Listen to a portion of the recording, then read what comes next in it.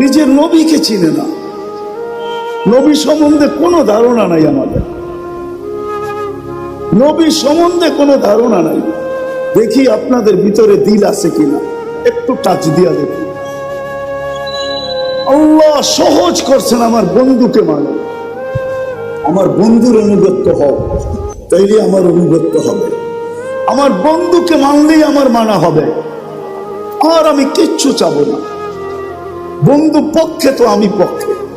কোরআনও বলতেছে, কোরআন আস্তাগফারা লাহুর রাসূল লাওয়াজাদুল্লাহ তাওয়াবার রহিমা।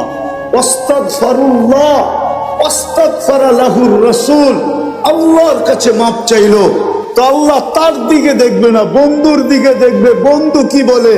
বন্ধু যদি খালি ইশারা করে দিল, ইশারা, আস্তাগফারা লাহুর রাসূল লাওয়াজাদুল্লাহ তাওয়াবার রহিমা, আল্লাহ বলে সব গুনাহ মাফ করে দিব।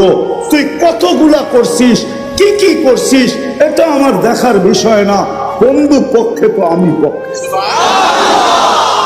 কিন্তু উম্মত তো বন্ধুই চিনে না, কি করলো এটাও জানে না, কি করতেছে এটাও জানে না, কি করবে এটাও জানে না। আজকে তো উম্মত নবী চিনে না। যদি চিনতো তাহলে আমাদের দেশে আবার কাদিয়ানি হয় কি করে? যেখানে মানুষ চিনে, আসল নকল চিনে, যেই ব্যাংকে নকল টাকা চিনার মেশিন থাকে, ওই ব্যাংকে কি নকল টাকা জমা দেওয়া যায় নাকি? ও তো মেশিনে চেক করে নিবে, ঠিক না? খালি জমা দিতে গেলেই হবে, শুধু চেক করে টাকা ছিঁড়া ছেড়া দিবে না, বরং হাত করি লাগায় জেলখানায় ঢুকায় দিবে। তাই না? আমাদের দেশে কি করে হয় কাদিয়ানি? বুঝা গেল নবী চিনে না। নবী ওলামারা রাগ হয়ে যায় না, কিন্তু আজকে যুবকরা নবী চিনে না, স্কুল কলেজ আলাদা চিনে না, ইউনিভার্সিটি আলাদা চিনে না, জেনারেল শিক্ষিত আলাদা চিনে না, সাধারণ মানুষ নবী চিনে না। নবী কি করলো এটা জানে না, মা বোনরা চিনে না, নাইলে ওই ফাঁদে পা দেয় তো দেখে। বরং এটা হয়তো, তাও তো আমাদের দেশের না, ইনপুটেড জিনিস। কি ইনপুট করা বাহিরের জিনিস, ঠিক না? কাদিয়ান কি আমাদের দেশে নাকি? এটা তো পাঞ্জাবে। এই দেশে এসে জায়গা নিল কি করে? আমরা চিনি না দেখা জায়গা নেওয়ার সুযোগ পাইছে। যদি চিনতো তাহলে প্রথম যেই ব্যক্তির কাছে আসছিল ওই চিতা পিটা কইরা ভিসা ছাড়া বর্ডারের ওই পারে দিয়ে আসতো। শুধু শুধু তো আল্লাহ বলেন না, ওয়াফি আনফুসিকুম আফালা তুবসিরুন। তুই শিক্ষিত তো হইলি বটে, কিন্তু তোর ভিতরে আমি কি কুদরত ফিট করছি ওটা নিয়ে বাবার তোর কোনোদিন সুযোগ হয় না। তুই ভাবিস না, তুই তো ভাবিস আলতু ফালতু জিনিস নিয়া, সারাদিন এটা নিয়ে ভাবিস, ওটা নিয়ে ভাবিস। তোর ভিতরে আমি কি ফিট করলাম, তোর ভিতরে আমি কি কুদরত লাগাইলাম, কি প্রযুক্তি লাগাইলাম। তুই সারাদিন প্রযুক্তি নিয়ে ভাবতে থাকিস, প্রযুক্তি নিয়ে বলতে থাকিস, প্রযুক্তি নিয়ে লিখতে থাকিস। ও মানুষ, তোর ভিতরে কি প্রযুক্তি লাগাইলাম এটা তো একবারও দেখলি না। ওয়াফি আনফুসিকুম আফালা তুবসিরুন। তোকে কি চক্ষু দেই না? তুই নিজের ভিতরে তাকায় দেখিস না যে তোর এগুলা চলে কি করে? যদি প্রযুক্তি দিয়ে লাগাইতে হইতো তাহলে না জানি এক চোখে 13 কোটি ক্যামেরা। কত বিশ্বাস মনে হয় না, ঠিক না? আপনাদের বিজ্ঞানেরটাই বলতেছি আমি, কোরআন হাদিসেরটা বলতেছিলাম। এক চোখে 13 কোটি ক্যামেরা, দুই চোখে 26 কোটি ক্যামেরা। 13 কোটি ক্যামেরার তার আল্লাহ নিয়ে গেছেন 1.6 সেন্টিমিটার জায়গা দিয়া, পিছনে নিয়ে গেছেন। পিছনে দুইটা তারকে একসাথে লাগতে দেন নাই। যদি দুইটা একসাথে লাগতো তাহলে ফায়ার হতো, ফায়ার। আমরা সব উল্টা দেখতাম। 13 কোটি করে 26 কোটি ক্যামেরা। 13 কোটি সরিষা জমা করেন না একটা পাত্রে, দেখেন না পাত্রটা কত বড় হয়। তাইলে এক একটা চোখ জানে এক একটা বড় বড় জাহাজের লাইটের সমান হইতো, ঠিক না? দুইটা এরকম হইতো, রাস্তা দিয়ে হাঁটতেন, ঠিক? একজন আরেকজনটা ডেকাচ্ছি তোয়া পড়া যেতেন, ঠিক না? এত বড় বড় লাগতো, এত বড় বড়, এতটুক জায়গার ভিতরে ফিট করছে। যাক, যেটা বলেই বুঝাইতেছিলাম শেষ জায়গায় চলে আসছি। মেরে দোস্ত গুছায়া নিয়ে যেতে হবে, প্রস্তুতি নিয়ে যেতে। আমরা নিজের ইচ্ছায় দুনিয়াতে আসিনি, আবার নিজের ইচ্ছায়ও যাব না। কেননা ইসলামে নিজের ইচ্ছায় যাওয়া এটা মহাপাপ, যেটাকে আত্মহত্যা বলে। আর মানুষ নিজের ইচ্ছায় দুনিয়াতে আসে নাই, এটা চির সত্য কথা। যদি নিজের ইচ্ছায় আসতো, তাহলে দুনিয়ায় কোনো অনেক মা বাবা এমন আছে যাদের কোল খালি, কোনোদিন কোল খালি হতো না। আবার অনেক এমনও আছে শুধু ছেলেই সারাটা জীবন মেয়ের দিকে তাকায় তাকায় জীবন পার হয়ে গেছে, আল্লাহ একটা মেয়ে দেন নাই, তাইলে এটাও হতো না। আরো আবার কারো কাছে শুধু মেয়ে, সারা জীবনটা ছেলের দিকে তাকাইতে তাকাইতে জীবন কেটে গেছে, একটা ছেলে হয় নাই, তাইলে এটাও হতো না। বুঝা গেল আমরা নিজের ইচ্ছায় আসি নাই, আবার নিজের ইচ্ছায় যাব না। আল্লাহ সদ ইচ্ছায় নিয়ে আসছেন, আবার আল্লাহ যেদিন চাবেন ওই দিন চলে যাবেন। আবার এটাও সত্য, কে কখন যাব এটাও জানি না। যুবক যৌবনেই যাবে, না শিশু শিশুত্বেই যাবে, শিশু অবস্থায় যাবে, না বুড়া বুড়ার থেকে আরো খুনখুনে বুড়া হয়ে যাবে, এটাও কেউ জানি না। লা তাদরি নাফসুন বিআইয়ি ওয়াক্তিন তামুত, কে কখন মরবে এটাও জানে না। আল্লাহ সতর্ক করছেন, এটা বটে, আমাদেরকে সতর্ক করছেন, ইবনে আদম, ও মানুষ, লা তাফরাহ বিদুনিয়াইকা, দুনিয়ার উন্নতি চাকচিক্য, দুনিয়ার উন্নতি, দুনিয়ার চাকচিক্য, দুনিয়ার আধিপত্য, দুনিয়ার ক্ষমতা, দুনিয়ার সয় সম্পত্তি, দুনিয়ার টাকা পয়সা, দুনিয়ার বিবি বাল বাচ্চা তোমাকে যেন মাতাল না করে। ফাইন্নাকা গায়রা মুখাল্লাদ, তুমি কিন্তু চিরঞ্জীব না, এটা মনে রেখো।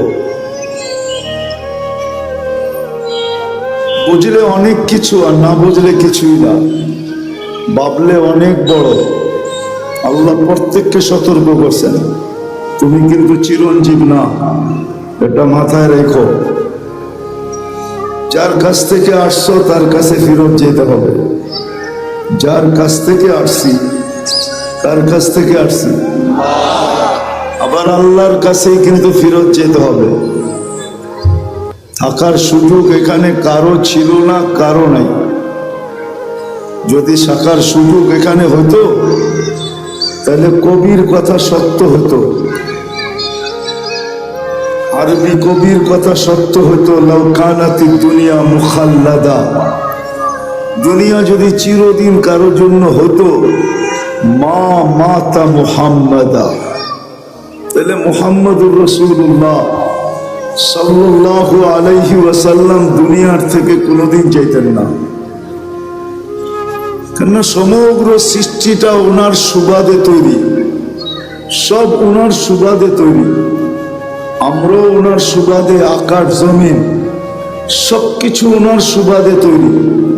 তাইলে উনি চিরদিন দুনিয়াতে থাকতেন, উনি যখন থাকেন না তো আমাদেরও থাকার কোনো সুযোগ।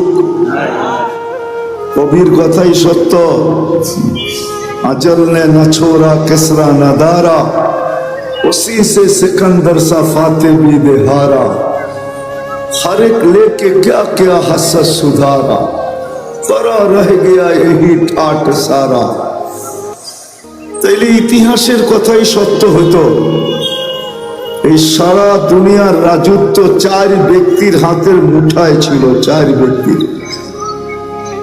4 জন ইতিহাসের পাতায় পাওয়া যায়, যাদের হাতের মুঠায় এই সারাটা দুনিয়ার রাজত্বটা ছিল।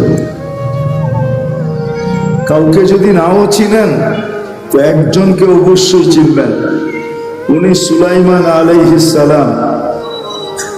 শুধু ওই মাটির রাজত্ব ছিল না, এমনকি পাখির রাজত্ব ওনার কাছে ছিল। কোরআন বলে আল্লামাহু মানতিকাত তাইর, উনি পাখির ভাষা পর্যন্ত বুঝতেন। আচ্ছা, পাখি তো একটা পাখি, উনি পিপিলিকার ভাষা পর্যন্ত বুঝতেন, নাইলে সূরা নামল কেন আসলো? ক্বালাতিন নামলাতু দুখুলু মাসাকিনাকুম লা ইয়াহতিমান্না সুলাইমান ওয়া জুনুদুহু ওয়া হুম লা ইয়াশউরুন। পিপিলিকার ভাষা পর্যন্ত বুঝতেন। সমস্ত জমিনের প্রাণীর উপরে ওনার রাজত্ব ছিল। এমনকি এই জমিনের উপরে প্রবাহমান বাতাসের উপরে ওনার রাজত্ব ছিল। নাইলে গুদুহা শাহরুন ওয়া রাওয়াহুহা শাহরুন, এই কথা কোরআনে কেন আসতো? উনি বাতাসকে হুকুম দিতেন, ওনার তখ্তকে উড়ায় নিয়ে যেত উইদাউট ইঞ্জিন। কোনো ইঞ্জিন নাই, কোনো তেল ভরতে হতো না, কোনো কাপাকাপি করতো না। এক সকালে 1 মাসের রাস্তা উড়াইতো, আবার এক বিকালে 1 মাসের রাস্তা পরিমাণ উড়ায় নেওয়া যেত। শুধু উনি একা না, পুরা ক্যাবিনেট সহ, ক্যাবিনেট বুঝেন তো, পুরা সংসদ সহ। আবার ওনার সংসদে শুধু মানুষ ছিল না, জিনও ছিল, এমনকি পাখি পর্যন্ত ছিল। ওনার হাতে সারা দুনিয়ার রাজত্ব ছিল। তাইলে উনি চিরদিন থাকতেন। আজকে ওনার নামটা কোনোদিন ঐতিহ্য হয়ে থাকতো না, ওনার জায়গাগুলো ঐতিহ্য হয়ে থাকতো না, উনি চিরদিন থাকতেন। মানুষ রাজত্ব পাইলে কি ছাড়তে চায়? কি ওই চেয়ার, এমন চেয়ার যে সুপার গুলো লাগানো আছে, যে বসে আর ওটার থেকে ছাড়, ওই চেয়ার তাকে ছাড়তে চায় না। তো সুলাইমান আলাইহিস সালাম সারা জীবন থাকতেন। বোঝা গেল এখানে চিরদিন থাকা যাবে না, চিরদিন থাকা যাবে না। কথা লম্বা হবে না, কিন্তু আবার শুরু হবে না। যত ধ্যান দিয়া শুনবেন আশা করি বুঝে আসতে পারে। আর লম্বাও হবে না, অল্প সময় কথা হবে। আর যদি ধ্যান দিয়া শুনতে পারি তা আমার বিশ্বাস অল্প কথা যথেষ্ট হবে। আমি প্রমাণ দিতে পারি। ইব্রাহিম ইবনে আদম রহমতুল্লাহ আলাইহির জীবন 2টা শব্দ দিয়া চেঞ্জ হয়েছে, 2টা শব্দ দিয়া। রাতের অন্ধকারে ঘুম ভেঙে গেছে কারো পায়ের আওয়াজে, তাও নিচে না ছাদের উপরে হাঁটতেছিল, তার পদ আওয়াজে তার ঘুম ভেঙে গেছে। প্রহরীকে বলছে ডাইকা নিয়ে আসো, এই গভীর রাত্রে আমার ছাদে হাঁটে তো হাঁটে কে? প্রহরী ডাইকা নিয়ে আসছে, তো জিজ্ঞাসা করছে এই রাত্রে তুমি ছাদে করো তো করো কি? তোমাকে তো চিনিও না। তো বলছে আমার উট হারায় গেছে, খুঁজতে খুঁজতে আপনার ছাদে চলে আসছি। তখন কিন্তু উনি রাজা, বলখের রাজা, ইরাকের একটা এলাকা বলখ, ওই এরিয়ার উনি রাজা ছিলেন। তো বলছে মাথা নষ্ট নাকি? উট খুঁজবে মরুভূমিতে অথবা জঙ্গলে, তুমি রাজপ্রাসাদের ছাদে উট খুঁজতেছ? তো বলছে রাজা মশাই, যদি আমি পাগল হই তাইলে আপনিও আমার সাথে। বলছে মানি? তাইলে আপনিও পাগল। বলছে কি কইরা? আমি পাগল হলাম কি কইরা, প্রমাণ কি? বলছে আমি যদি ছাদে উট খুঁজে না পাই তা আপনি রাজপ্রাসাদে বসে আল্লাহ পাবেন কি কইরা? এতটুক কথায় জীবন চেঞ্জ, সকাল থেকেই জীবন চেঞ্জ।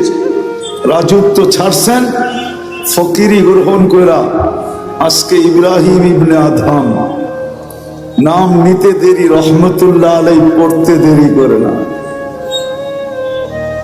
রহমতুল্লাহ আলাই পড়তে কেউ দেরি করে না। প্রথম সারির আল্লাহওয়ালাদের ভিতর থেকে একজন। আরেকটা হাদিস থেকে শুনায় দিই, হাদিস কিতাব থেকে। বনি ইসরাইলের একজন বদমাশ ছিল, নাম ছিল কিফিল। বনি ইসরাইলের বদমাশ প্রতি রাত্রে খরচ করতেন ব্যভিচারের পিছনে, ব্যভিচারের পিছনে। বর্তমান টাকায় 50 থেকে 60 লক্ষ টাকা বর্তমান টাকায়। একদিন নিয়ে আসছেন এক মহিলাকে, কামরায় ঢুকায় দিয়া বলতেছেন আমি প্রস্তুতি নিয়ে আসতেছি। যখন প্রস্তুতি নিয়ে আসছেন তো দেখতেছেন এক কোনায় বসে কাঁদতেছে। তো জিজ্ঞাসা করতেছে কাঁদিস কেন? তোকে তো জোর করে নিয়ে আসি নাই, টাকা দিয়ে নিয়ে আসছি। তো বলছে শোন কিফিল, আমি বাজারি মেয়ে না, বিপদের কারণে তোর হাতে ধরা দিতে বাধ্য হয়েছি, কিন্তু আমি কাঁদতেছি কেন জানিস? যে কালকে এই চেহারাটা আল্লাহকে কি করে দেখাবো, কালকে এই চেহারাটা আল্লাহকে কি করে দেখাবো। এতটুক কথা। কিফিলের দিল ফেরা গেছে।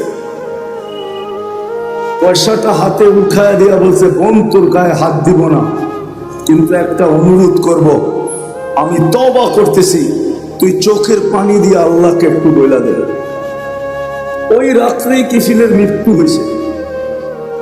ঘরের দরজায় সোনালী অক্ষরে লেখা উঠছে কাদ গাফারাল্লাহু লিকিফলিন, আল্লাহ কিফিলকে মাফ করে দিয়েছে। জীবন পরিবর্তন হইতে অনেক কথার প্রয়োজন হয় না, 2-4টা কথাই যথেষ্ট। মালিক ইবনে দিনার রহমতুল্লাহ আলাইহির জীবন চেঞ্জ হয়েছে শুধু স্বপ্নের একটা কথা দিয়া। একমাত্র মেয়ে ছিল, একমাত্র মেয়ে তার ছোট বয়সেই মারা গেছে। স্বপ্নে মেয়ের সাথে দেখা হয়েছে, কাহিনী বড় লম্বা, আমি শর্ট করতেছি, আসল যেটা সেটা বলতেছি। তো ছেলে মেয়ে বাপের হাত ধরে বলছিল আব্বা এখনো কি মুসলমানের ফিরে আসার সময় হয় নাই? এতটুকু কথা তার জীবন চেঞ্জ। জন্য কথা লম্বা হবে না, ধ্যান যত হবে আমার বিশ্বাস তত কথা তত বেশি দিলে কাটবে। নড়াচড়া যত কম হবে তত বেশি কথা দিলে কাটবে। তো যেটা বলতেছিলাম, অস্তিত্ব সদিচ্ছায় না, আর যাওয়াটাও সদিচ্ছায় না।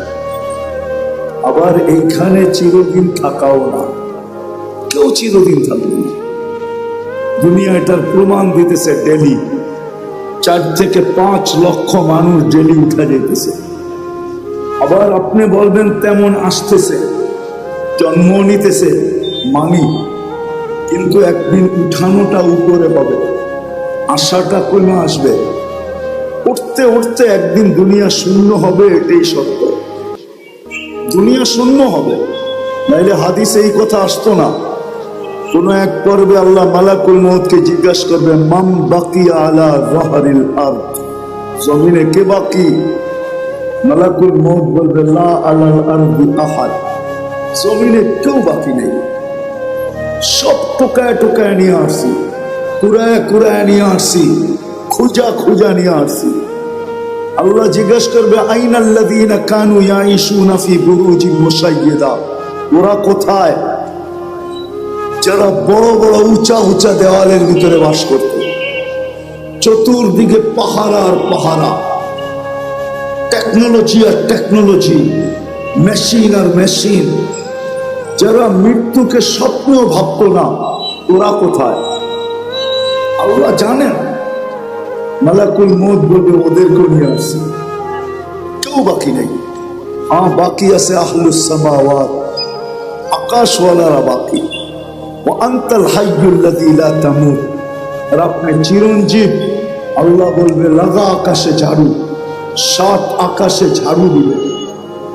তারপরে জিজ্ঞাসা করবে এইবার, তো বলবে লা আলাল আরদি ওয়ালা আলাস সামাওয়াত, জমিনও কেউ বাকি নেই, আকাশও কেউ বাকি নেই, ইল্লাল্লাযীনা ইয়াঈশুনা তাহতা আরশি, আপনার আরশের নিচে যারা বিরাজমান এরা বাকি আছে।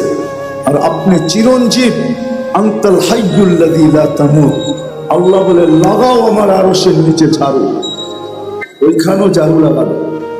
জিজ্ঞেস করবে এইবার, তো বলবে লা আলাল আরদি ওয়ালা আলাস সামাওয়াতি ওয়ালা তাহতা আরশি, জমিনেও না, আকাশেও না, আপনার আরশের নিচেও না, ইল্লা ইসনা আশার ওয়া আনতাল হাইয়ুল্লাযী লা তামুত, শুধু 12 জন বাকি, 12 জন।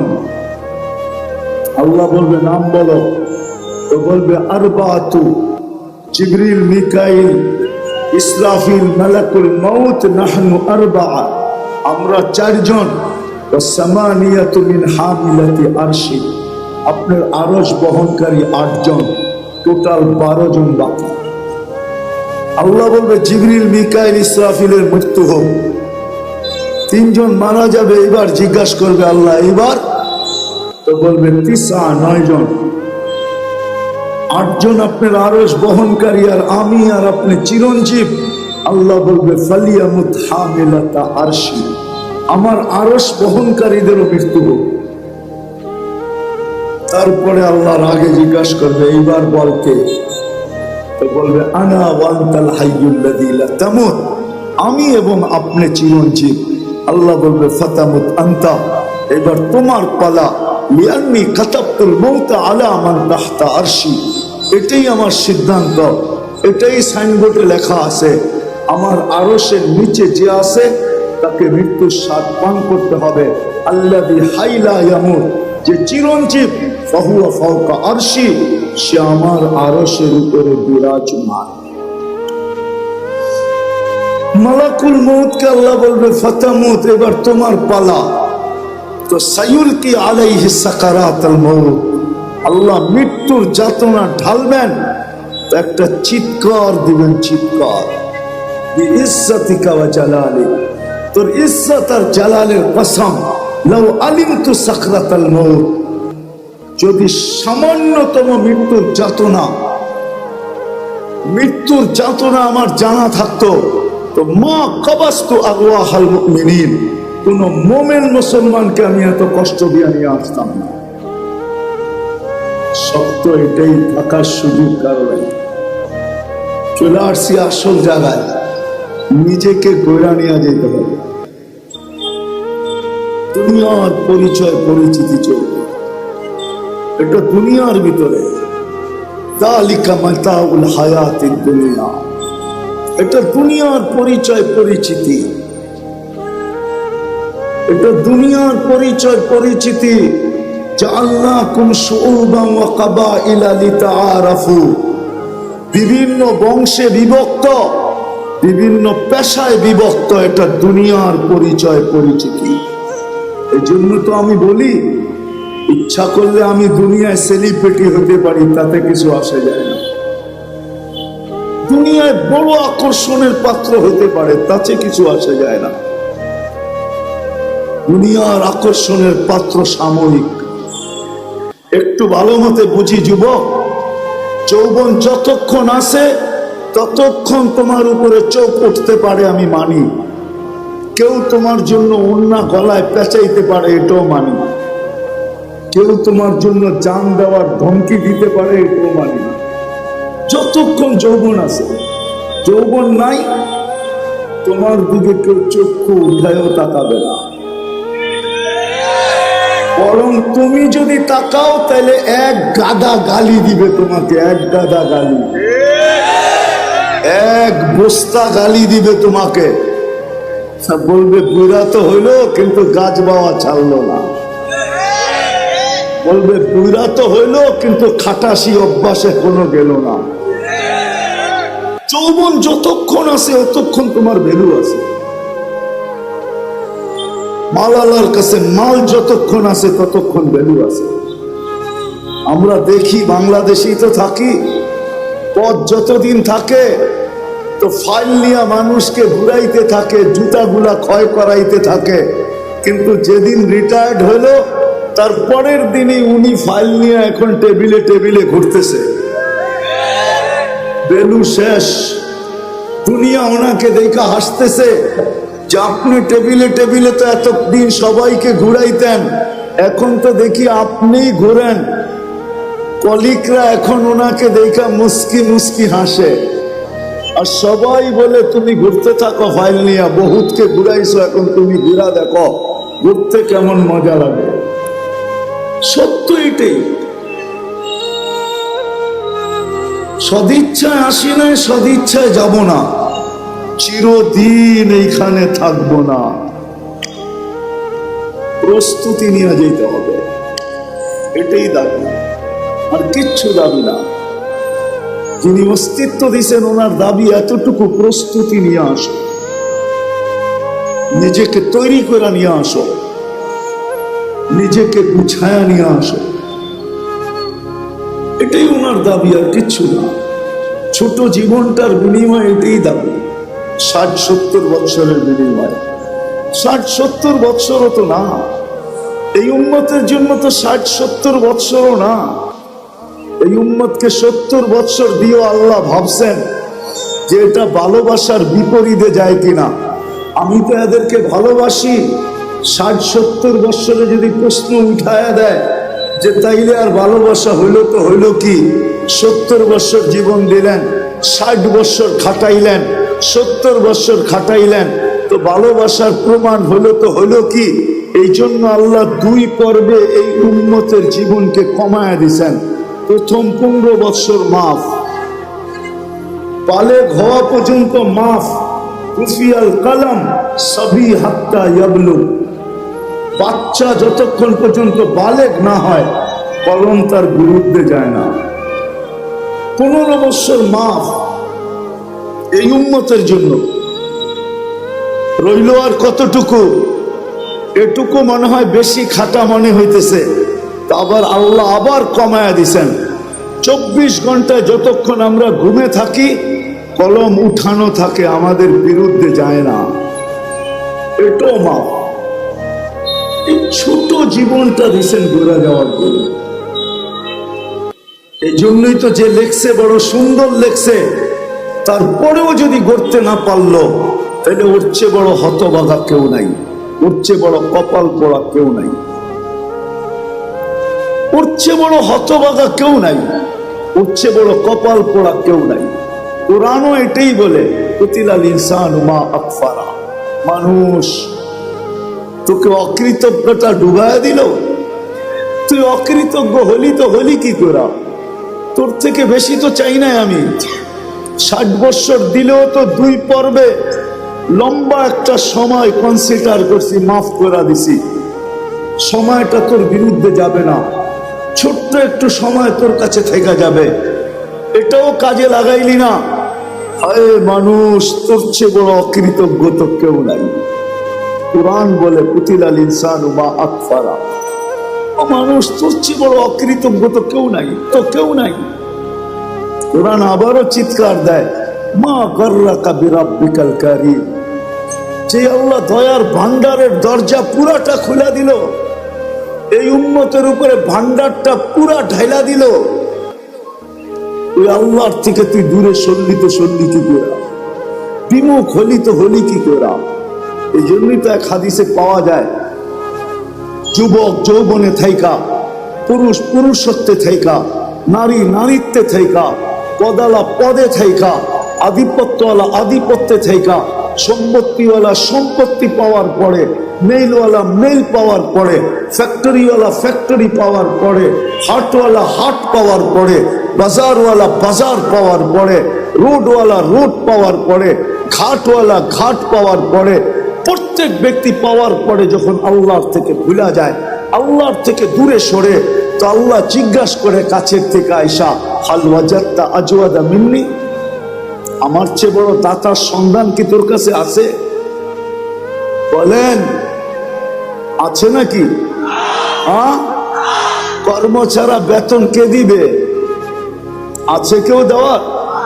কোন কোম্পানির মালিক আছে যে কর্ম লাগবে না, মাসের শেষে বেতন নিয়ে যাইস?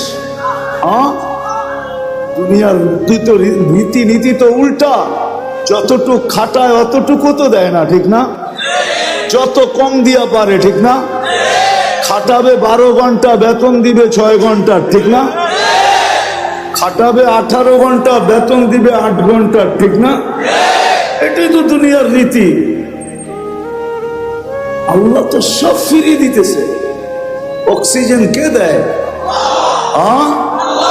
হায় হায়, 1 টাকা লিটারও যদি অক্সিজেনের দাম আল্লাহ রাখতেন, তাইলে বর্তমানে দুনিয়াতে 800 কোটি মানুষ, পূরণ দেন 550 দিয়া, দেখেন কত লিটার হয়।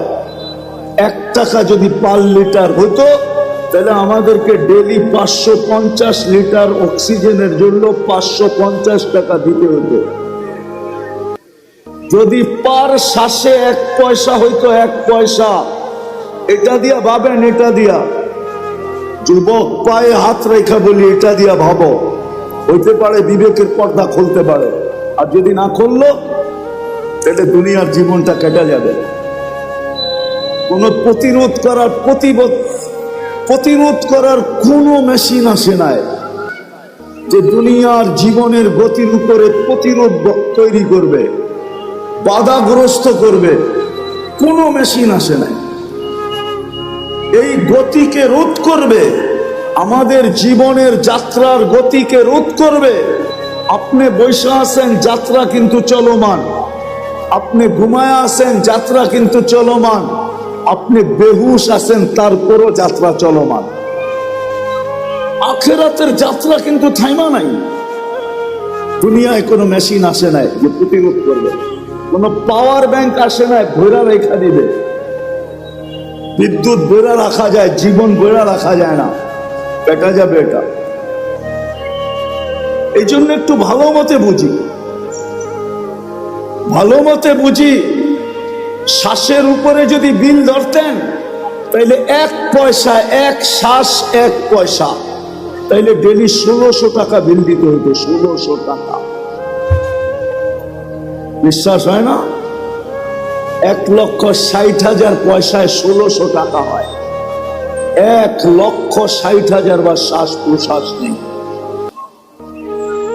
যদি পার ডায়ালিসিসে 100 টাকা হইতো, পার ডায়ালিসিস, একবার ডায়ালিসিস করতে কয় টাকা লাগে চেয়ারম্যান সাহেব?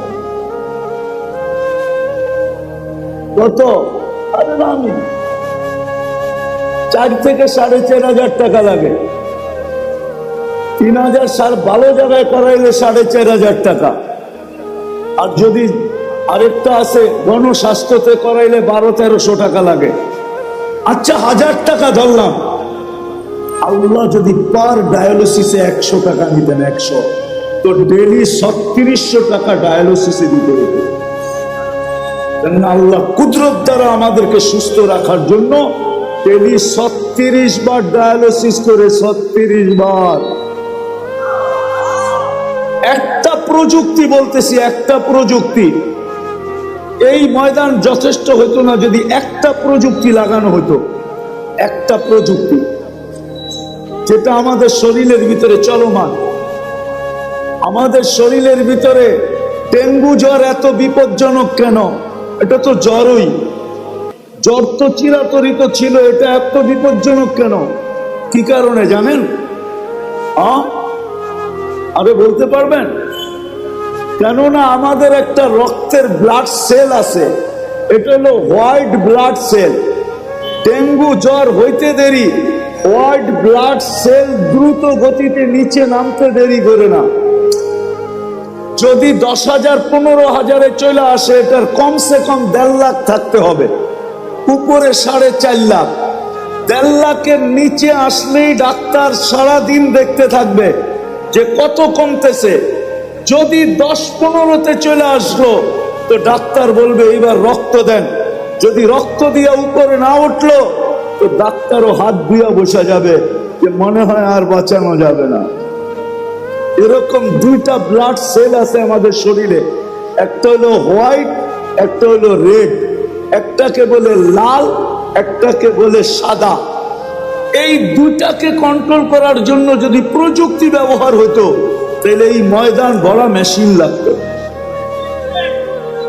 আল্লাহ ওটা কুদরত দিয়া ঠিক রাখেন। হায় হায় হায়, আপনি তো জানেন না এটার ভিতরে কি খেলা খেলতেছেন। আমি ডাক্তারি পড়াইতে আসি না, খুললে খুলতে পারি, সারা রাত্র চলে যাবে। শুধু শুধু তো আল্লাহ বলেন না ওয়াফি আনফুসিকুম আফালা তুবসিরুন। তুই শিক্ষিত তো হইলি বটে, কিন্তু তোর ভিতরে আমি কি কুদরত ফিট করছি ওটা নিয়ে বাবার তোর কোনোদিন সুযোগ হয় না। তুই ভাবিস না, তুই তো ভাবিস আলতু ফালতু জিনিস নিয়া, সারাদিন এটা নিয়ে ভাবিস ওটা নিয়ে ভাবিস। তোর ভিতরে আমি কি ফিট করলাম, তোর ভিতরে আমি কি কুদরত লাগাইলাম, কি প্রযুক্তি লাগাইলাম। তুই সারাদিন প্রযুক্তি নিয়ে ভাবতে থাকিস, প্রযুক্তি নিয়ে বলতে থাকিস, প্রযুক্তি নিয়ে লিখতে থাকিস। ও মানুষ, তোর ভিতরে কি প্রযুক্তি লাগাইলাম এটা তো একবারও দেখলি না। ওয়াফি আনফুসিকুম আফালা তুবসিরুন। তোকে কি চক্ষু দেই না? তুই নিজের ভিতরে তাকায় দেখিস না যে তোর এগুলা চলে কি করে? যদি প্রযুক্তি দিয়ে লাগাইতে হইতো ছেলে না জানি এক চোখে 13 কোটি ক্যামেরা। কত বিশ্বাস মনে হয় না, ঠিক না? আপনাদের বিজ্ঞানেরটাই বলতেছি আমি, কোরআন হাদিসেরটা বলতেছিলাম। এক চোখে 13 কোটি ক্যামেরা, দুই চোখে 26 কোটি ক্যামেরা। 13 কোটি ক্যামেরার তার আল্লাহ নিয়ে গেছেন 1.6 সেন্টিমিটার জায়গা দিয়া, পিছনে নিয়ে গেছেন। পিছনে দুইটা তারকে একসাথে লাগতে দেন নাই। যদি দুইটা একসাথে লাগতো তাহলে ফায়ার হতো, ফায়ার। আমরা সব উল্টা দেখতাম। 13 কোটি করে 26 কোটি ক্যামেরা। 13 কোটি সরিষা জমা করেন না একটা পাত্রে, দেখেন না পাত্রটা কত বড় হয়। তাইলে এক একটা চোখ জানে এক একটা বড় বড় জাহাজের লাইটের সমান হইতো, ঠিক না? দুইটা এরকম হইতো, রাস্তা দিয়ে হাঁটতেন, ঠিক না? একজন আরেকজনটা দেখাচ্ছি তো পড়া যেতেন, ঠিক না? এত বড় বড় লাগতো, এত বড় বড়, এতটুক জায়গার ভিতরে ফিট করছে। যাক, যেটা বলেই বুঝাইতেছিলাম শেষ জায়গায় চলে আসছি। মেরে দোস্ত, গুছায়া নিয়ে যেতে হবে, প্রস্তুতি নিয়ে যেতে হবে, প্রস্তুতি নিয়ে যেতে হবে, নিজেকে গড়া নিয়ে যেতে হবে। সদিচ্ছায় আসি নাই, সদিচ্ছায় যাব না, চিরদিন এখানে থাকবো না, এটাই সত্য। নিজেকে গড়া নিয়ে যেতে হবে, গুছায়া নিয়ে যেতে হবে, প্রস্তুতি নিয়ে যেতে হবে। এই ছোট সময়টার ভিতরে ওইখানে সময় পাওয়া যাবে কিন্তু মূল্য পাওয়া যাবে না। ওইখানে সময় পাওয়া যাবে। আজকে তো সারা দিনে একবার আল্লাহ বলার সুযোগ হয় না। এই মজমায় আছে এরকম যুবক যে সারা দিনে একবার মনের থেকে আল্লাহকে ডাকে না, আল্লাহ বলে না একবার। এই মজমায় আছে সারা দিনে 200 বার আল্লাহ আল্লাহ বলে না, সকালে একবার 100, বিকালে 100। আছে এই মজমায়, বেশিরভাগই এই মজমায়। এই মজমায় আছে এরকম লোক সারা বৎসরে একবার কোরআনটাকে নিয়ে পড়তে তো জানে না, কোরআনটাকে নিয়ে একবার একটা চুমা দেয় না, এরকম করে একটা চুমা দেয় না একবার বৎসরে। রাগ হয়ে গেলেন? অথচ ভালোবাসা যদি চুমা দিতেন তাহলে ওয়াদা তো ছিল, আমিও তোকে ভালোবাসা চুমা দিব, আমিও তোকে ভালোবাসবো। তুই আমার কালামকে চুমা দিলি, আমি তোকে ভালোবাসি, বাসবো না তো বাসবো না কেন? না বাইসা যাবো তো যাবো কোথায়? আমিও তোকে ভালোবাসবো। ছোট জীবনটাকে গড়া যেতে হবে। চিরদিন নিজের ইচ্ছায় আসি নাই, নিজের ইচ্ছায় যাব না, চিরদিন এখানে থাকবো না। এটাই আল্লাহর দাবি। কোরআন এটাই বলে, আতিউল্লাহ, কোরআন এটাই বলে আল্লাহকে মানো, জীবনটা গড়ে আসো। কোরআনের দাবি এটাই। জীবন গড়া, প্রস্তুতি নেওয়া, চলে যেতে হবে। কিন্তু আরেকটা কথাও বলে দেই, সন্দেহ মানুষ থাকতে পারে যে মনে হয় দুনিয়ার কিছু ওইখানে, দুনিয়ার টাকা পয়সা চলুক আর না চলুক সম্পর্ক মনে হয় চলবে। ওরকম লোকের সাথে সম্পর্ক হলে চলবে, কিন্তু বাকি অন্য কোনো সম্পর্ক চলবে না। ওরকম লোকের সাথে যদি সম্পর্ক হয়, নিয়ে যাইতেছি আমি, নাইলে চলবে, নাইলে চলবে না। যদি বংশ চলতো তাহলে আবু তালেবের জন্যই চলতো, যদি সম্পর্ক চলতো তাহলে আবু তালেবের জন্যই চলতো। কিন্তু এটা চলবে, প্রস্তুতির সাথে চলবে, প্রস্তুতিহীন চলবে না। আপনি যত উঁচা গড়েই জন্ম নেন না কেন, যত উঁচা গড়েই জন্ম নেন না কেন, আবু তালেবের চেয়ে বেশি মুহাম্মদুর রাসূলুল্লাহর রক্ত, আবু তালেবের শিরার রক্ত, একই রক্ত দুই শিরায়। অথচ মুহাম্মদুর রাসূলুল্লাহ সাল্লাল্লাহু আলাইহি ওয়াসাল্লামের দূষিত রক্ত পান করতে দেরি, আল্লাহর রাসূলের মুখ থেকে ঘোষণা আসতে দেরি হয় নাই, তোর শরীর জাহান্নামের উপরে হারাম। অথচ আবু তালেবের শরীরে আর মুহাম্মদুর রাসূলুল্লাহর শরীরে একই রক্ত দৌড়াইতেছিল, কোনো কাজে দেয় না। আমাদেরও প্রস্তুতির সাথে সম্পর্ক কাজে দিবে, এটা আমি মানি, এটা আমি অস্বীকার করি না।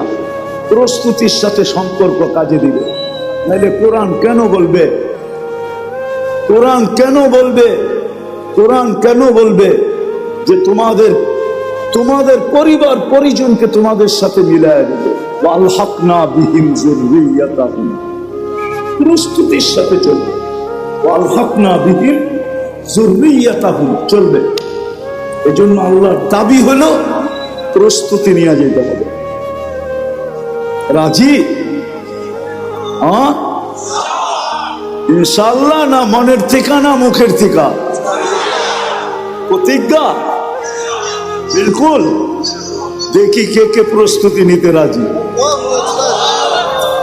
আল্লাহ কবুল করুক নামাজ। কিন্তু একটা প্রশ্ন হতে পারে, আল্লাহ আপনি বলতেছেন আপনাকে মানার দ্বারা প্রস্তুতি নিব, কিন্তু আপনাকে মানবো তো মানবো কি করে?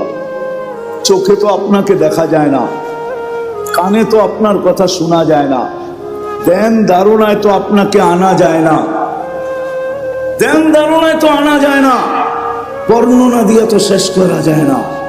দুনিয়ায় সামান্য পদস্থ মানুষ হইলেই সিরিয়ালের জন্য মাসের পর মাস অপেক্ষা করতে হয় না? নাই বাংলাদেশে এরকম কোন ডাক্তার আছে? 3 মাস 4 মাস আগে সিরিয়াল নিতে হয়, ঠিক না? সামান্য একজন ডাক্তার, ঠিক না? কি আরে রাগ হয়ে গেলেন বুঝি, ঠিক না? কত মানুষ ওনার হাতে ভালো হয়েছে, আবার কত মানুষ ওনার হাতে আজিমপুরেও গেছে, ঠিক না? না যায় নাই, না যায় নাই। বড় ডাক্তারের হাতে মানুষ মরে বেশি, এটা জানেন? ছোট ডাক্তার তো ভয় পায়, এই জন্য খালি রেফার করে। কি করে? সব মুসিবত বড় জনের কান্দে পড়ুক, আমার কান্দে পড়ার দরকার নাই। আবার ও এটাও ভাবে আজিমপুরের কাছ দিয়ে গেলে আমার চেহারা ঢাকা যেতে হবে, খামাখা এটাও দরকার নাই, বড় ডাক্তারের কাছে পাঠায় দেয়, ঠিক না? 1 মাস 2 মাস 3 মাস আগে সিরিয়াল নিতে হয়, ঠিক না? একজন মানুষ হয়ে যদি 3 মাস পর্যন্ত ঘুরতে হয়, তাহলে আল্লাহ তো আল্লাহ, ঠিক না? আল্লাহ চিনেন? আল্লাহকে তো চোখে দেখা যায় না, কথা শোনা যায় না কানে, ধ্যান ধারণায় আনা যায় না, বর্ণনা দিয়ে শেষ করা যায় না। আল্লাহ তো আল্লাহ না, আল্লাহ তো রহমান, আল্লাহ তো রহিম, আল্লাহ তো মালিক, আল্লাহ তো কুদ্দুস, আল্লাহ তো সালাম, আল্লাহ তো মুমিন, আল্লাহ তো মুহাইমিন, আল্লাহ তো আজিজ, আল্লাহ তো জব্বার, আল্লাহ তো মুতাকাব্বিরুল খালিকুল বারিকুল মুসাব্বিরুল গফফারুল কহ্হারুল ওয়াহাবুর রাজ্জাকুল ফাত্তাহুল আলিমুল কাবিদুল বাসিতুল খাফিদুর রাফিউল মুইজ্জুল মুদিল্লুস সামিউল বাসীরুল হাকামুল আদলুল লতীফুল খবীরুল হালিমুল আযীমুল গফুরুশ শাকুরুল আলিয়ুল কবীরুল হাফিজুল মুকিতুল হাসিবুল জলিলুল করিমুর রকিবুল মুজিবুল ওয়াসি আল হাকিমুল ওয়াদুদুল মজিদুল বাঈসুশ শাহীদুল হকুল ওয়াকিলুল কবিয়ুল মতিনুল ওয়ালিয়ুল হামিদুল মুসি আল মুবদি আল মুঈদ আল মুহয়ি আল মুমীত আল হাইয়্যু আল কাইয়্যুম আল ওয়াজিদ আল মাজিদ আল ওয়াহিদ আল আহাদ আল সামাদ আল কাদির আল মুক্তাদির আল মুকদ্দম আল মুআখ্খার আল আউয়াল ওয়াল আখির আল যাহির ওয়াল বাতিন আল ওয়ালি আল মুতাওয়ালি আল বাররু আল তাওয়াব আল মুনতাকিম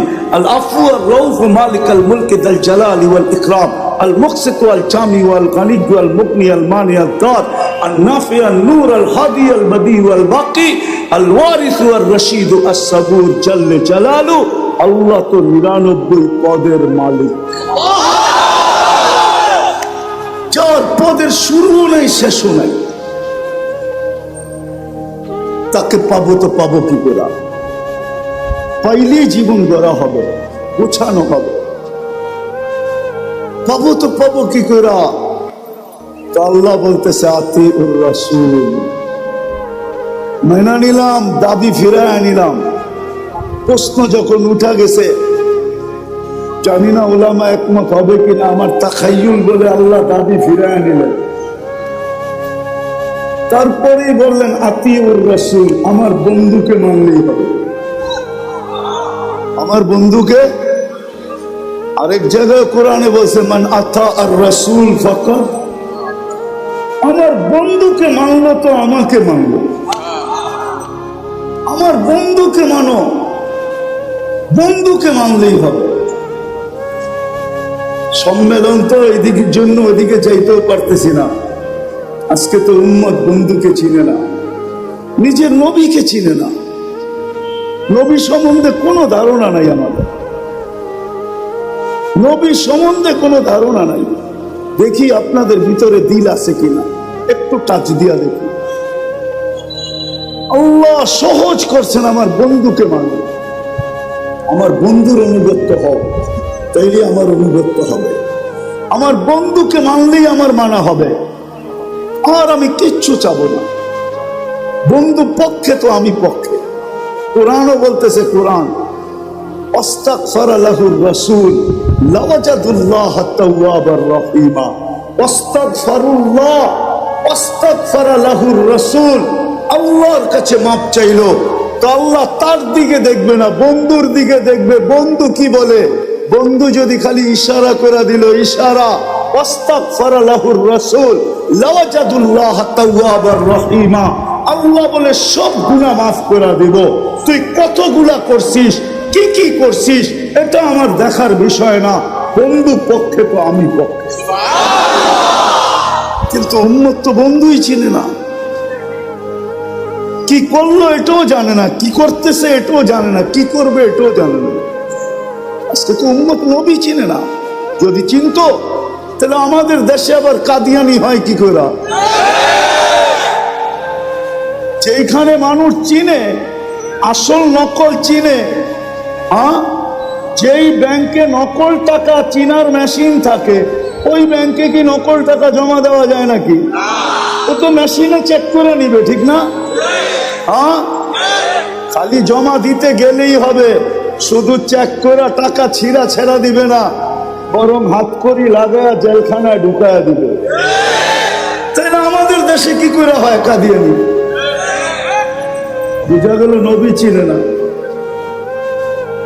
নবী ওলামারা রাগ হয়ে যায় না কিন্তু আজকে যুবকরা নবী চিনে না স্কুল কলেজ আলাদা চিনে না ইউনিভার্সিটি আলাদা চিনে না জেনারেল শিক্ষিত আলাদা চিনে না সাধারণ মানুষ নবী চিনে না নবী কি করলো এটা জানে না মা বোনরা চিনে না নাইলে ওই ফাঁদে পা দেয় তো দেখে বরং এটা হয়তো তাও তো আমাদের দেশের না ইনপোর্টেড জিনিস কি ইনপুট করা বাহিরের জিনিস ঠিক না কাদিয়ান কি আমাদের দেশে নাকি এটা তো পাঞ্জাবে এই দেশে এসে জায়গা নিল কি করা আমরা চিনি না দেখা জায়গা নেওয়ার সুযোগ পাইছে। যদি চিনতো তাহলে প্রথম যেই ব্যক্তির কাছে আসছিল ওই চিতা পিটা কইরা ভিসা ছাড়া বর্ডারের ওই পারে দিয়ে আসতো। আমাদের উম্মত চিনে না নবীকে, অথচ আল্লাহ তো বলতেছে আমি আমার দাবি ফিরত নিলাম, আমার বন্ধুকে মানলেই হবে, বন্ধুকে মাইনা দেখাও। আর আমরা তো আল্লাহর বন্ধুকে চিনি না, কার উম্মত হলাম এটাও জানি না। আয় উম্মতে মুহাম্মাদি, সমগ্র মানব জাতির মাথায় মুকুট একটা। কয়টা? কয়টা? কয়টা? ওয়ালাকাদ কাররামনা বনি আদম, শ্রেষ্ঠত্বের একটা মুকুট। আমাদের মাথায় মুকুট কয়েকটা? কয়েকটা, একটা না। শুধু উম্মতে মুহাম্মদী হতে পারার কারণে প্রথম মুকুট ওয়ালাকাদ কাররামনা বনি আদম, মানুষ হিসাবে একটা মুকুট। দ্বিতীয় আমাদের মাথায় আরেকটা মুকুট, কুনতুম খায়রা উম্মাহ, তোমাদের চেয়ে উত্তম উম্মত নাই, এটা হলো দ্বিতীয় মুকুট। তৃতীয় আরেকটা মুকুট, ওয়াজতাবাকুম, আমি তোমাদেরকে কুদরতি হাত দিয়া নির্বাচিত করছি, এটা আরেকটা মুকুট। আরেকটা দেখাবো, আরেকটাও দেখাই। তোমাদের মাথায় চতুর্থ মুকুট, শুহাদা আলান নাস, শুহাদা ওয়ায়াকুনুর রাসূলু শাহীদান আলাইকুম ওয়া তাকুনু শুহাদা আলান নাস। ও উম্মতে মুহাম্মাদি, কিয়ামতের দিন আমি তোমাদেরকে আমার পক্ষে সাক্ষী হিসাবে আমার পাশে দাঁড় করাবো।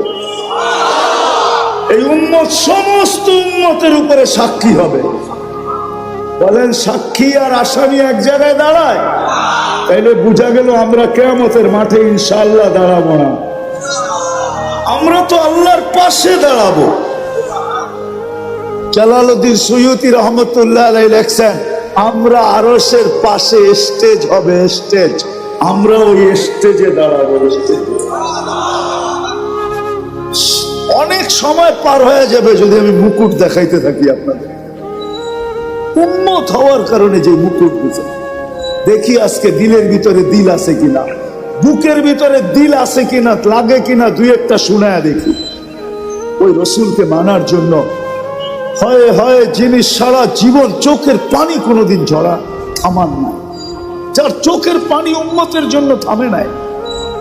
জিবরিল জিজ্ঞাসা করছে, মিকাইল জিজ্ঞাসা করছে, আপনি সব সময় কাঁদেন কেন? মা জালা আরাকা তাবকি, আপনি সব সময় কেন কাঁদেন? বলছে জিবরিল মিকাইল, যেদিন থেকে জান্নাত দেখা আসছি, দুজক দেখা আসছি, উম্মতের জন্য আমার চোখের পানি থামে না, চোখের পানি থামে না। আপনাদেরকে আমি বুঝাইতে পারবো না, এটা বুঝানোর জিনিস না। আচ্ছা চলেন দেখি একটু বুঝতে পারেন কিনা। মুসা আলাইহিস সালাম আল্লাহকে দেখতে চাইছেন, আল্লাহ বলছে পাহাড় যদি স্থির থাকে তাহলে তুমি দেখতে পারবে। এটাই তো কোরআন বলে, ঠিক না? পাহাড় স্থির থাকলে তুমি আমাকে দেখতে পারবে। ফাতাজাল্লা লিল জাবাল, আল্লাহ তুর পাহাড়ে, আমি তুর পাহাড় দেখছি বিদায় বলতেছি আপনাদেরকে, তুর পাহাড়ে আল্লাহ তাজাল্লি দিছেন ৭০,০০০ পর্দার ওই পার থেকে। মধ্যে কত পর্দা? মুসা আলাইহিস সালাম বেহুশ ছিলেন, ৪০ দিন বেহুশের মতো ছিলেন। কতদিন? কতদিন? ৪০ দিন বেহুশের মতো ছিলেন। অথচ কাবা কাউসাইনি আদনা, কাবা কাউসাইনি আও আদনা সুম্মা দানা ফাতাদাল্লা। আল্লাহর রাসূল আরশে এরকম আল্লাহর পাশে বসা, উইদাউট পর্দা। হারায় যাওয়া উচিত ছিল, কিন্তু হারায় গেছেন, সব ভুলে গেছেন। পরিবার বলছেন, ফাতেমা বলছেন, হাসান বলছেন, হুসাইন বলছেন, বনু হাশেম বলছেন, কুরাইশি বলছেন, আরব বলছেন, সব ভুলে গেছেন। কিন্তু উম্মত ভুলেন নাই, ওই টেবিলেও উম্মতকে স্মরণ করছেন, ওই টেবিলে। যেইখানে এতটুকু কাছে আলোর জগৎ, তাজাল্লিয়াতের জগৎ, আল্লাহর তাজাল্লি সহ্য করতেছে সিনা, আর পাশে বৈশা উম্মতকে স্মরণ করতেছেন। নাইলে আপনি আত্মাহিয়াত পড়েন কোত্থেকা, ওয়া আলা ইবাদিল্লাহিস সালিহিন। এটা তো নবীজি উম্মতকে স্মরণ করে বলছে। আমার উপরে শুধু সালাম দিলেন, আমাকে শুধু সালাম দিলেন, আল্লাহকে বলছে শুধু আমাকে, আমার উম্মত কই যাবে?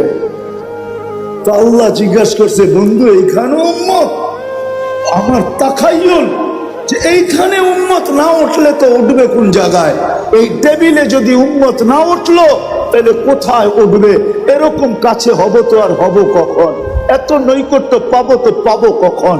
দুইজন এরকম কাছাকাছি হব তো আর হব কখন? এই টেবিলে যদি উম্মত না উঠে তাহলে আর কোন টেবিলে উঠবে? এই টেবিলে যদি উম্মত হারায় যায় তাহলে আর উম্মতকে কোথায় উঠাবো আমি? আজকে ওই উম্মত নবী ছিল, চোখের পানি জন্দ হয় নাই। চলেন, এটা তো এক বেলা, দ্বিতীয়টা শোনাইতেছি।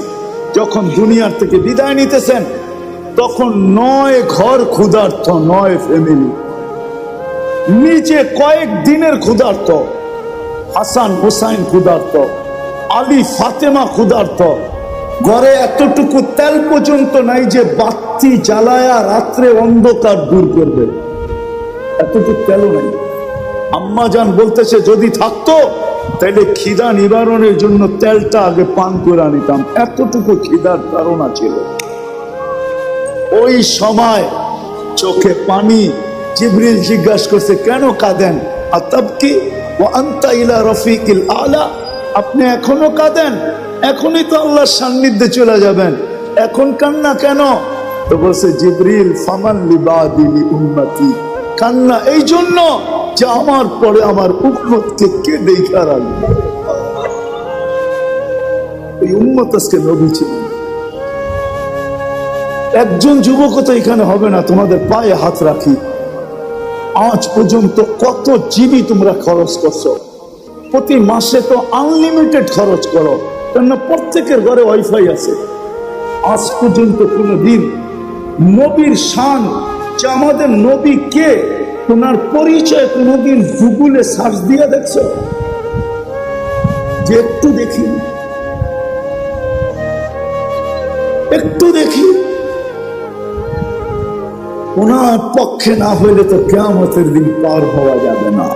আল্লাহ পক্ষে হবে না, রব্বে কাবার কসম, মুহাম্মদুর রাসূলুল্লাহ যদি পক্ষে না হলো, দুনিয়ার কেউ তার কোনো আমল দিয়া পার হতে পারবে না। না আমল দিয়া, না আল্লাহ পার করবে। মুহাম্মদুর রাসূলুল্লাহ পক্ষে হতে হবে, পক্ষে। আরে যতক্ষণ পর্যন্ত পক্ষে না যাবে ততক্ষণ পর্যন্ত তো আল্লাহ হিসাব কিতাবও শুরু করবে না। ১৬ লক্ষ নবী চিৎকার দিতে থাকবে নাফসি নাফসি বইলা। 312 জন রসুল, 3 জন কিতাবদারি রসুল, 4 জন উলুল আজমি মিনার রসুল, সব চিৎকার দিবে, আল্লাহ হিসাব কিতাব শুরু করেন। আল্লাহ তাকায়ও দেখবেন না যতক্ষণ পর্যন্ত বন্ধু সেজদায় না পড়বে। যখন আল্লাহ রসুল সেজদায় পড়বে, পড়তে দেরি, আল্লাহ বলতে দেরি করবেন না, ইরফা রাসাব। আমার তাখাইয়ুল, কথা বলার ভঙ্গিতে আমি, আমার হাসান কোথায়, আমার হুসাইন কোথায়? অথবা হাসান সম্বন্ধে আপনারা জানেন না, হাসান কে, হুসাইন কে আপনারা জানেন না, নাতি জানেন, নাতি। এই দুইজনেই তো ওনার দুনিয়া ছিল। তো জাহানের বাদশাহ, যিনি 2 নাতিকে পিঠে নিয়া ঘরের ভিতরে ঘোরা হইয়া চক্কর কাটতেন, চক্কর, আর নিচের থেকে বলতেন, নানা জান ঘোরা কেমন? তো বলতো বড় উত্তম। তো আবার বলতেন, যারা সোয়ার হইছে এরও বড় উত্তম। এই খেলা যিনি খেলতেন, ওই নাতির কথা জিজ্ঞাসা করবেন না, জিজ্ঞাসা করবে আমার উন্নত কোথায়। রাগ হয়ে যায় না, পায়ে হাত রাখি, আমার সমাজ রাগ হয়ে যেতে পারে। একটা ইউনিয়ন পরিষদের চেয়ার পাওয়ার জন্য আমার দেশে মানুষ মরতে রাজি, মারতে রাজি। কত জান এই পর্যন্ত গেল, আর না জানি যতদিন বাংলাদেশ থাকবে আর কত জান যাবে। শুধু ইউনিয়ন পরিষদের একটা চেয়ার, ঠিক না? অনেক সময় তো দেখা যায় অনেক ইউনিয়ন পরিষদের চেয়ারটা ভাঙ্গাও থাকে, ওরকম একটা চেয়ারের জন্য কিয়ামতের দিন আপনার নবীকে, রসুলকে, মুহাম্মদুর রাসূলুল্লাহকে আল্লাহ মাকামে মাহমুদ দিবে, মাকামে মাহমুদ। ফাতাহাজ্জাত বিহি নাফিলাতাল লাক আসা আইয়াব আসাকা রাব্বুকা মাকামান মাহমুদা। মাকামে মাহমুদ দিবেন, নিয়ে যাওয়া হবে, উনি বসবেন না ওই চেয়ারে। যেই চেয়ার আল্লাহ কুদরত দিয়া বানাইছেন একটা, দুটা চেয়ার আল্লাহ বানাইছেন কুদরত দিয়া, একটা নিজের যেটার নাম কুরসি, আরেকটা বানাইছেন বন্ধুর জন্য যেটার নাম মাকামে মাহমুদ। বসবেন না, হাত রাইখা দাঁড়ায় থাকবেন। আল্লাহ বলবে বন্ধু বসেন, বসবো না কেন? উম্মতকে প্রতিশ্রুতি দিয়ে আসছি হাউজে কাউসারে সাক্ষাৎ হবে, উম্মতকে নিজের হাতে পান করাবো। আমি বৈশা গেলে পিপাসিত উম্মতকে কে পানি পান করাবে? বিদায় আমি বসবো না, আমি তো হাউজে কাউসারে ছুটে যাব। আল্লাহ বলে তারপরে বসেন, বলে তারপরেও বসবো না। বলে কেন? বলে আমি মিজানের কাছে ছুটে যাব। আপনি প্রতিশ্রুতি দিছেন আমাকে সালতু তা শাফি তুশাফা, আপনি প্রতিশ্রুতি দিছেন আমাকে সাউফা ইউতিকা রাব্বুকা ফাতারদা, আপনি প্রতিশ্রুতি দিছেন লা ইউখজিকা ফি উম্মতিক, আমি মিজানের কাছে দাঁড়াবো। পাল্লা যদি সামনে না ঝোঁকে তাহলে প্রতিশ্রুতিকে কাজে লাগানোর জন্য ওইখানে হাত উঠায় চাইতে শুরু করবো। আল্লাহ পাল্লা তো সামনে ঝুঁকে না, ঝুঁকায় দেন না। ওইখানেই সুপারিশ করতে শুরু করব, ওইখানে দাঁড়াই চিৎকার দিব আমি রাজি হব না, না না না, পাল্লা কিন্তু ঝুঁকে না। ওইখানে থেকেই বলবো আমি লজ্জিত হয়ে যাব, উম্মতের পাল্লা সামনে ঝুঁকে না। আল্লাহ বলে তারপরে বসেন, তারপরও বসবো না। বলছে কেন? মিসা পুলসিরাতের ওইখানে ছুটা যাব। উম্মত যদি পার না হইতে পারে, জীবনে যদি একবারও আমার উপরে দুরুদ পড়া থাকে আর ইমানের সাথে আইসা থাকে, তো আমি দুরুদের গাট্টি দিয়া পার করায় দেব। বলছে তারপর, বলছে তারপর 3 জায়গায় আমি দৌড়াইতে থাকবো, হাউজে কাউসার, মিজান, পুলসিরাত, হাউজে কাউসার, মিজান, পুলসিরাত। এই জন্য ইবনে আব্বাস থেকে রওয়ায়াত পাওয়া যায় কিয়ামতের দিন আপনাকে কোথায় পাবো? বলছে 3 জায়গার যে কোনো এক জায়গায় পাবে, মিজানে, পুলসিরাতে, হাউজে কাউসারে। আমি 3 জায়গায় ছুটতে থাকবো। যেই নবী কিয়ামতের দিন আমাদের জন্য ছুটবে, আজকে উম্মত ওই নবী ছিলেন। শব্দটা বললে দিলে লেগে যাবে, লানত আমাদের জিন্দেগির উপরে। আজকেও বেঁচে আছি ওই নবীর কারণে, নাইলে বহু তাকে ধ্বংস করে দিত। আমার জাতির, মুসলমান জাতি 99% বিজাতির এশকে দেওয়ানা, বিজাতির এশকে, ভালোবাসায় দেওয়ানা। যুবক 1 সপ্তাহ পর্যন্ত চুলের স্টাইল দেখতে থাকে অনলাইনে, 1 সপ্তাহ। ঈদের সময় টানা 1 সপ্তাহ দেখতে থাকে শুধু চুলের স্টাইল। তারপরে দেয় স্ক্রিনশট নিয়ে, তারপরে যায় সেলুনে, আমাকে এই স্টাইলে কাটা দেয়। আজ পর্যন্ত এখানে একজন, এক যুবক পায়ে হাত রাখি তোমাদের, একজন নাই যে নবীর স্টাইলে একবার চুল কাটছে, একবার না। আমরা কাটছি, সেলুনে যায় বলছে ছোট করে কাটা দিও, নাহলে বড় করে। আজ পর্যন্ত বলি না নবীর স্টাইলে কাটা দাও, বা মনে মনেও ভাবি না আজকে চুলটা নবীর স্টাইলে কাটবো। কোরআন বলছে মুকাসসিরিন, ছোট করে কাটো, আমি নবীর স্টাইলে কাটা নিব ছোট করে। নিয়ত তো মনে মনে করি নাই, অথচ যদি করতাম, যুবক কিয়ামতের দিন হাত পাতার সুযোগ হতো। যদি দেখা হতো, হবে নিঃসন্দেহে তুমি হাত পাততে পারতে যে আমি জীবনে কিচ্ছু করতে পারি না, একবার আপনার স্টাইলে আমি চুল কাটছি, আমাকে কি দিবেন? দেন না। হতে পারে রব্বে কাবার কসম, একবারের চুল কাটায় ওই কিনারাহীন দয়ার সমুদ্রের ভিতরে কোনো কিনারা নাই। ওইটার কিনারা যদি থাকতো তাহলে কোরআন রউফুর রহিম বলতো না। উলামা একমত। রাউফুন হারিসুম বিল মুমিনিনা, এটা নবীজির সিফত, আল্লাহর সিফত। আল্লাহ বন্ধুকে নিজের সিফত দিয়েছেন। কিনারাহীন দয়ার সমুদ্র হতে পারত তোমাকে একবার চুল কাটায় তোমাকে জান্নাতে নিয়ে দিত, আমার হাত পাতার সুযোগ হতো।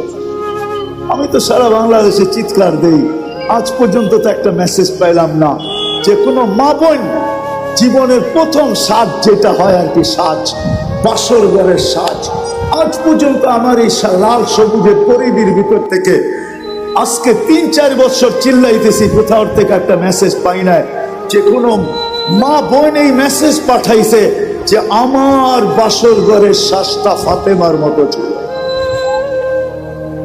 সে যায়া পার্লারে বলছে বা বান্ধবীদেরকে বলছে বা প্রতিবেশীদেরকে বলছে বা ঘরের মানুষকে বলছে আমাকে সাজাও, কোনো আজকে আপত্তি নাই, কিন্তু আজকের শ্বাসটা যেন আমার ফাতেমার মতো হয়। ফাতেমাও তো বাসর ঘরে সাজছে, কেননা কিয়ামতের দিন ফাতেমার হাতে ঝান্ডা থাকবে মহিলাদের, এদের ঝান্ডার নিচে হয়ে জান্নাতে যেতে পারবে। আমি একদিন সাইজা তার পাশে দাঁড়াইতে চাই। যদি জিজ্ঞাসা করে তুই আসলি কেন, তখন যেন হাসি দিয়া বলতে পারি কিছু তো নাই বটে, কিন্তু বিয়ের বাসর রাতের শ্বাসটা আপনার মতো ছিল, এই জন্য চলে আসছে। আজ পর্যন্ত পেলাম না। যা হোক, কথা লম্বা হয়ে যেতেছে। আল্লাহ রসুলকে মানলেই চলবে, কিন্তু এখানেও একটা প্রশ্ন আছে। আমাদের নবীজিকে তো আল্লাহ 63 বছর বয়স দিয়েছেন, 2-4 হাজার বছর বয়স দিতেন, তাইলেও তো মনটাকে বুঝাইতে পারতাম, ঠিক না? 2-4 হাজার বছর বয়স দিতেন, মাত্র বয়স দিয়েছেন 63 বছর। বন্ধুকে তো নিজের কাছে সফর করায় নিয়ে গেছেন, একবারে পাশে বসায় দিছেন। দুনিয়ায় তো তবুকের আগে সফর করার নাই। সারা দুনিয়াটা একটু ঘুরাইলেও তো আমরা বলতে পারতাম যে আমাদের বাংলাদেশেও নবীজির পা পড়ছে, ঠিক না?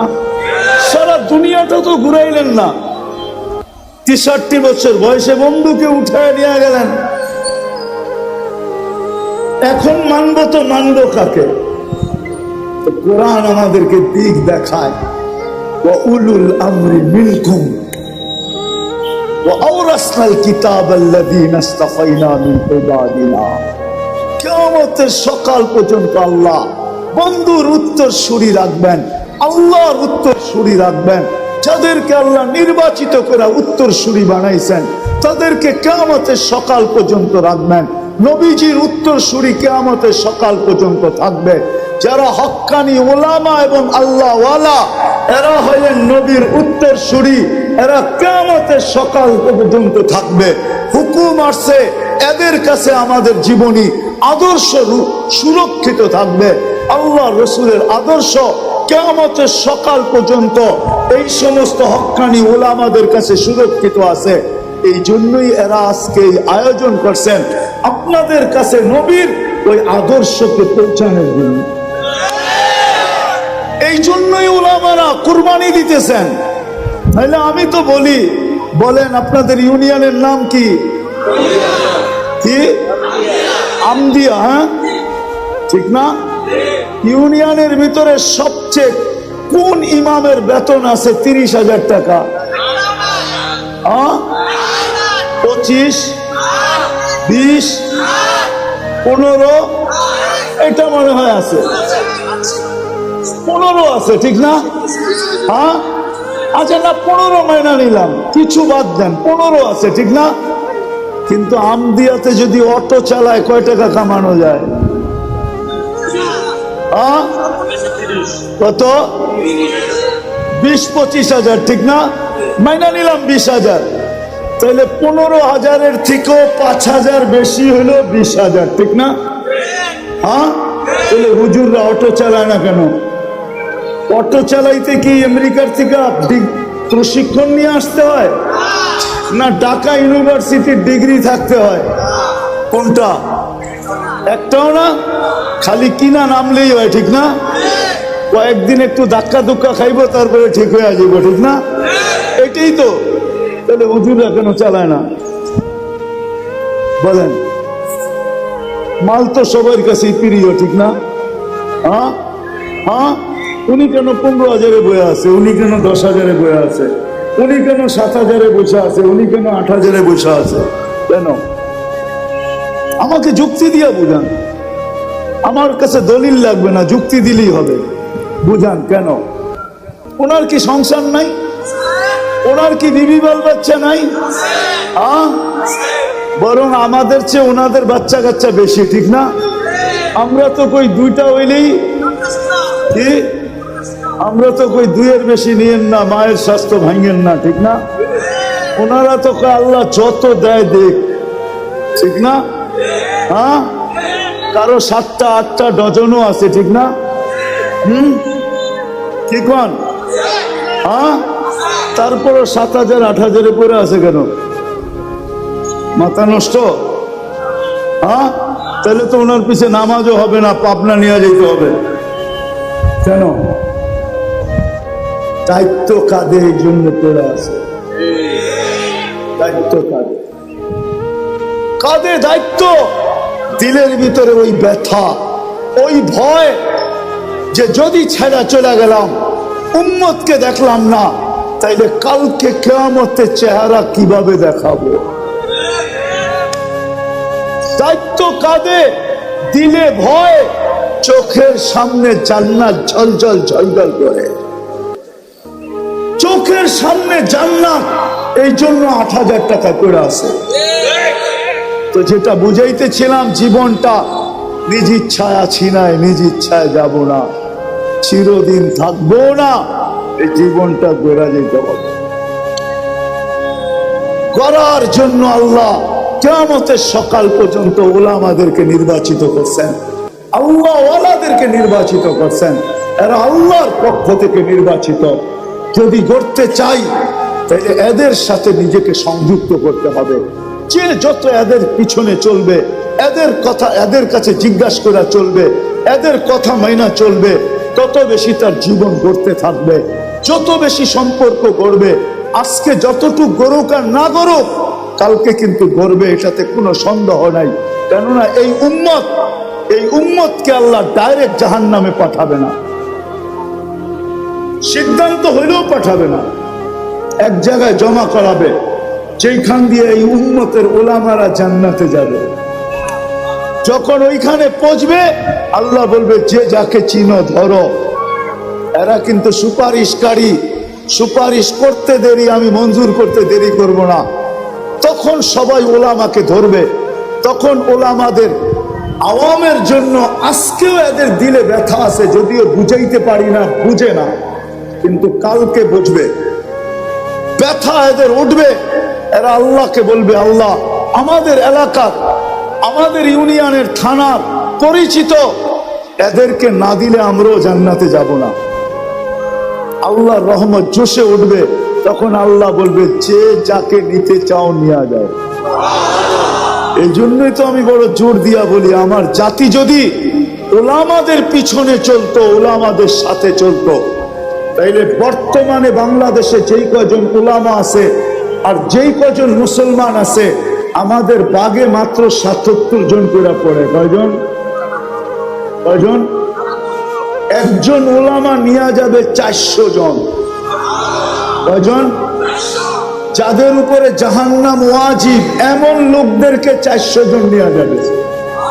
একজন হাফেজ নিয়ে যাবে 10 জনকে। আমি হাফেজেরটা বাদই দিলাম, ওলামারটা ধরলাম শুধু। ৭৭ জন পড়ে। তারপরও আমাদের কোটা পুরা করতে, 323 জন আমাদেরকে ডাইনে বামের থেকে আইনা কোটা পুরা করতে হবে। বাংলাদেশের মানুষ আমাদের বাগে পড়বে মাত্র ৭৭ জন। যদি আমার জাতি ওলামাদের পিছে চলত, ওলামাদের সাথে চলত, ওলামাদেরকে মহব্বত করত, ওলামাদেরকে ভালোবাসত, এদের সাথে উঠা হইতো, বসা হইতো, এদের সাথে চলা হইতো, এদের সাথে ফিরা হইতো, এদের সাথে খাওয়া হইতো, এদের সাথে লওয়া হইতো, এদের সাথে ভালোবাসা হইতো, এদের সাথে মহব্বত হইতো। আর সবচেয়ে বড় কথা, এটা নাও হইয়া যদি আমার জাতি ওলামাদের উপরে আঙ্গুল না উঠাইতো, তাইলেও যদি আঙ্গুল না উঠাইতো, পায়ে হাত দিয়া বলি তওবা করেন। যদি উঠে থাকেন তওবা করেন, সামনে প্রতিজ্ঞা করেন চলতে না পারলেও আঙ্গুল উঠাবো না, কেননা এই আঙ্গুল মিস হবে না। প্রজেক্টর খালি দুনিয়াতে নাই, কিয়ামতের দিন আল্লাহ বড় বড় প্রজেক্টর লাগাবে, কুদরতি প্রজেক্টর। আপনার আঙ্গুল বারবার আপনার সামনে আসবে যে তুমি আঙ্গুল উঠাইছো। ওই দিন সুপারিশের অধিকার, সুপারিশ আপনার পক্ষে যাবে না। পায়ে হাত দিয়ে এই জন্য আমি বলি, আপনি চলতে না পারেন আমার কোনো আপত্তি নাই, কিন্তু খোদার ওয়াস্তে কোনোদিন আলেমদের উপরে আঙ্গুল উঠায় না। আজকে কিছু হবে না এটা আমি মানি, আজকে কিছু হবে না, আজকে আপনার কার্ডেই চলবে, আমার কার্ড চলবে না, আমি মানি। কিন্তু কাল কিয়ামতের মাঠে এই আঙ্গুল উঠবে। এই জন্য আমার জাতি যদি কমসে কম আঙ্গুল না উঠাইতো, আমি তো বলি এই পোশাকেই তো আমি সারা দুনিয়া যাই, ৯৯টা দেশ তো এই পোশাকেই দেখছি, এখনো তো যাওয়ার সুযোগ আছে, আল্লাহ সুযোগ দিয়া রাখছেন। কিন্তু আমার এই পোশাকের উপরে তো আমি দুনিয়ার কোথাও আঙ্গুল উঠাইতে দেখি নাই। আমার দেশে যতটুকু আঙ্গুল উঠায় দুনিয়ার কোথাও আমি দেখি নাই যে আমার এই পোশাকের উপরে কেউ আঙ্গুল উঠেছে যে তুই এটা কি পড়লি।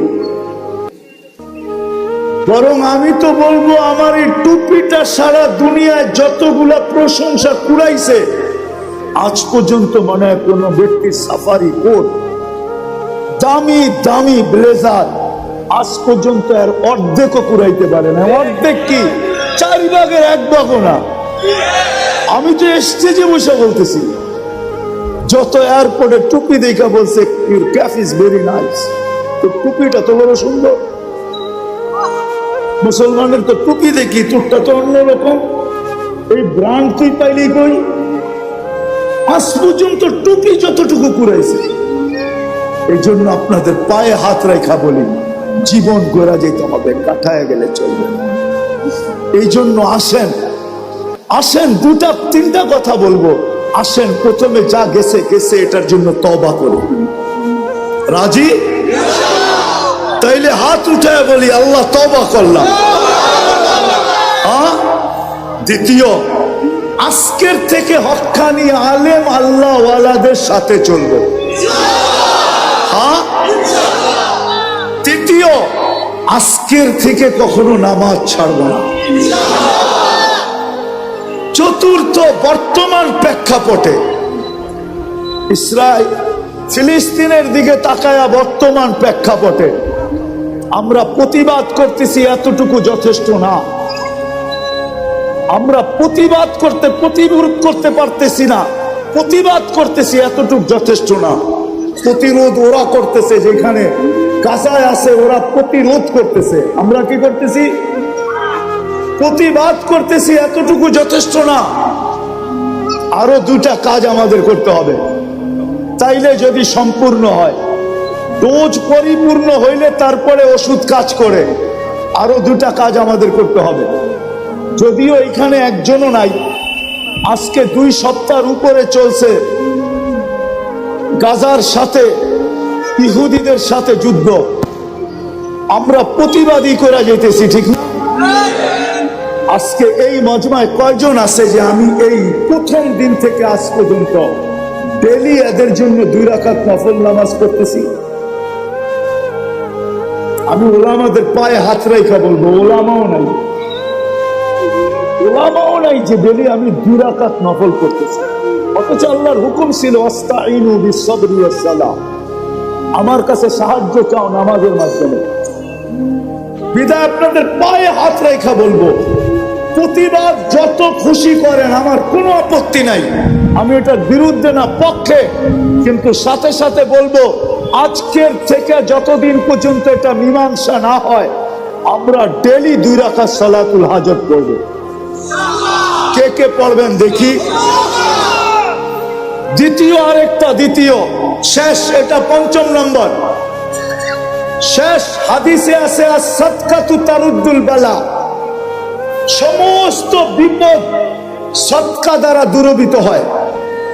মুসলমানের উপরে এর চেয়ে বড় কোনো বিপদ হইতে পারে না, যেটা বর্তমানে গাজায় চলতেছে। এর চেয়ে বড় কোনো বিপদ মুসলমানদের উপরে বর্তমানে হইতে পারে? আপনি কি মানেন এর চেয়ে কোনো বড় বিপদ আছে? যেখানে বাইতুল মুকাদ্দাসকে গিলা খায়া ফেলতে চাইতেছে প্রথম কেবলা, এর চেয়ে বড় বিপদ কি হইতে পারে? তাইলে এই বিপদকে দূর করার জন্য আজকের থেকে আমরা 1 টাকা সদকা করব। 1 টাকা করবেন? দেখি কে কে করেন। আমি আপনাদেরকে পদ্ধতি বইলা দিতেছি, পদ্ধতি সহজ। ডেলি 1 টাকা দেওয়া মনে নাও থাকতে পারে। আপনি 10 দিনের নিয়ত করে 10 টাকা দিয়া দেন, 30 দিনের নিয়ত করে 30 টাকা দিয়া দেন, সদকা করেন। শুধু প্রতিবাদ করলে চলবে না, এর বেশি আপনার আমার কাছে করার কিছু নাই। আপনি চিৎকার দিলেও কোনো লাভ নাই, রক্ত মাথা ফাটাইলেও কোনো লাভ নাই, কেননা বহুত দূর। আমরা প্রতিবাদ করতে পারি, কিন্তু আমরা দুটা প্রতিবাদের সাথে সাথে আরো দুটা জিনিস করি। একটা হলো সালাতুল হাজাত, নামাজ পড়ি, আর আল্লাহকে কানে কানে বলি, আল্লাহ আবাবিল ঘুরতে দেখি কবে কাজে লাগবে। আল্লাহকে বলি, আল্লাহ আবাবিল উঠতে দেখি কবে কাজে লাগবে। মশা আমাদেরকে কাটতে দেখি কবে কাজে লাগবে। চিৎকারের ফেরেশতাকে ঘুমাইতে দেখি কবে কাজে লাগবে। বাতাসের ফেরেশতাকে ঘুমাইতে দেখি কবে কাজে লাগবে। জিবরিল এখন তো আর ওহির বাহক না, তার 600 ডানা কোন কাজে লাগবে? সেজদায় পড়ে আল্লাহকে বলি না? বলবেন? আল্লাহ আমাদেরকে আমল করার তৌফিক দান করেন। ওমা আলাইনা ইল্লাল বালাগ।